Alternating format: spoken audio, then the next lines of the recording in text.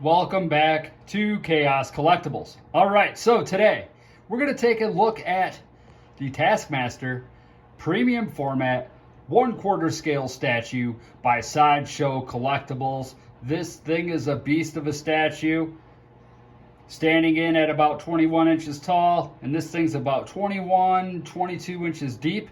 As you can see in my garage shelf, which is 24 inches deep, this thing barely fits in here. I do wish that I had a taller shelf to put him on, because he would display a little bit better, but it is what it is. So let's take a look at this bad boy. This is the exclusive, so I will show you the extra head right here. This is the exclusive head, more modernized, awesome eyes. If I hold this back, you can kind of see how they don't really glow, but they have a glow effect the way they're painted. Very kick-ass, but I prefer the skull face. Does have a mixed media hood and cape. However, the cape on this one,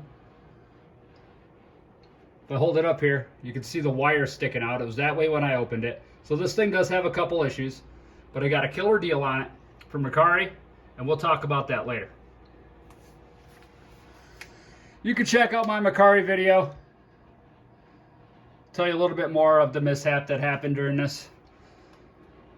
Very excellent sculpt. This guy's holding his sword straight out. Look at his glove. And the hood is kind of big on this thing, so it's really hard to pose. I got to play around with that collar a little bit more to get it to look better. But let's take a look at this dude's head here. You can see his eyes. Excellent sculpting. I'm a little shaky being in this position here. I apologize for that. But excellent sculpt. Martin Canali, my favorite sculptor from Sideshow. He's got arrows in the back. Very cool. And yeah, it's really hard to get that hood right, especially since it was all wrinkled up in the box. So I'll see what I can do with it. But look at the details on this guy. Excellent musculature.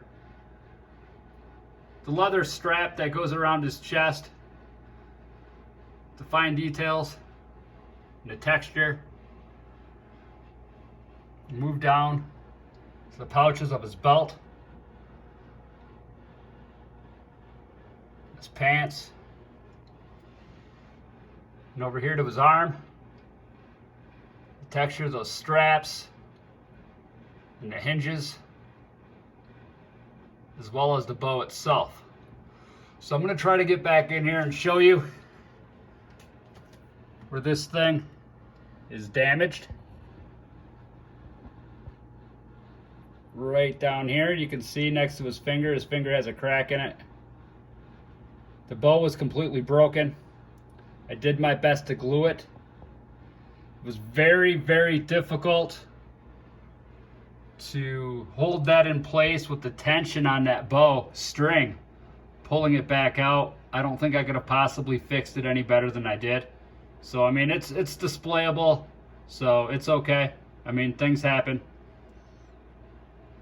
It's unfortunate, but these things do happen. I'm just glad that it wasn't my King Hulk on Throne that come in damaged like that. And then look at the straps on his legs. Very, very cool. And the paint apps on this are awesome, as always, by Sideshow. Good stuff. Excellent shading. The texture on his boots. I mean, the whole thing. It's a badass piece. Nice, simple little base. I mean, with a base like that, you wouldn't expect this bad boy to take up so much space, but if I pan out here, I mean, this guy takes up a lot of room. Like I said, I wish I had a shelf to put him up a little taller on, but it is what it is. For now, he displays okay right next to the Punisher, and we'll take a look at this guy at a different time. But yeah, very, very cool statue. Excited to have it. And yeah, as always, thanks for tuning in, everybody. I hope you all have an awesome day. Until next time. Woo!